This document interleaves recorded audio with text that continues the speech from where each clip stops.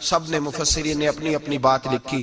میرے استاذ گرامی یہاں فرمایا کرتے تھے، بھائی اگر تو دنیا میں اپنے بیٹے کو دھوپ میں بیٹھا دیکھے تو تیرا دل پھٹ جاتا ہے. یہ دھوپ میں کیوں بیٹھا ہے؟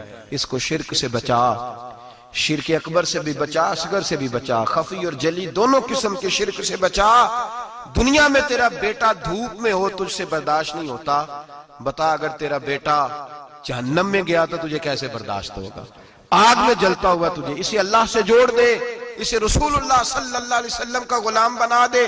میرے نبی کریم سید عالم صلی اللہ علیہ وسلم نے فرمایا جب تیرا بیٹا 7 سال کا ہو جائے تو اسے مسجد لے کے جا، 3 سال تک لے کے جا مسجد. 10 سال کا نماز نہ پڑھے تو سزا دے. 3 سال تک خود اپنے ہاتھوں سے ٹریننگ دے، اسے مسجد لے جا، آداب مسجد بتا، اسے نماز سکھا، تو خود لے کر کے جا، بھیجنے کا نہیں کہا. فرمایا جب بچہ 7 سال کا ہو جائے تو اسے مسجد، بڑی محنت کرتے ہیں ہم بیٹے کو بنگلہ دینے کے لیے، بینک بیلنس دینے کے لیے، دن رات ایک کر دیتے ہیں. خدارا سے نمازی بنانے کی بھی محنت کرو.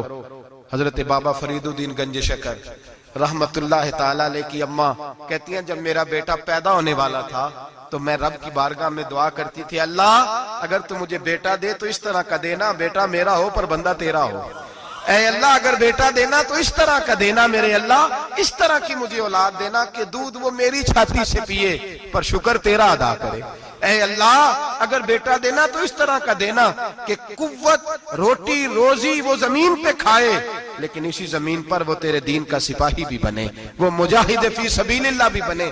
حضرت بابا صاحب کہتے ہیں مجھے شکر پسند تھی. اماں بڑے جتن کرتی ہے بیٹے کے لیے، بڑا کچھ کرتی ہے، اور بیٹے روٹی ٹائم پہ کھانا فلاں کا. کہتے ہیں مجھے شکر پسند تھی.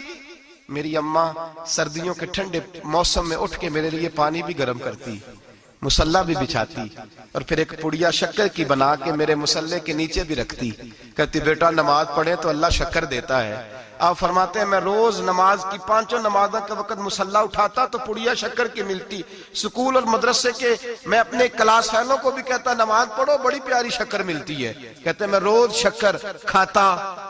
ایک سویرے فجر کی نماز میں اماں نے وضو تو کرایا، مسلح بھی بچھایا، پر دیہات کی وہ سادی بی بی جس کا سارا کام بھی خلوص پہ مبنی تھا، جو آکسفورڈ سے پڑھی ہوئی تو نہیں تھی لیکن آداب ممتا اسے سارے آتے تھے، جو کسی یونیورسٹی کی سند یافتہ تو نہیں تھی لیکن بیٹے کے ساتھ کس طرح کا رویہ اختیار کرنا ہے یہ سارا اسے پتا تھا. کہتے ہیں سادی اماں نے سارے کام کیے لیکن شکر رکھنا بھول گئی.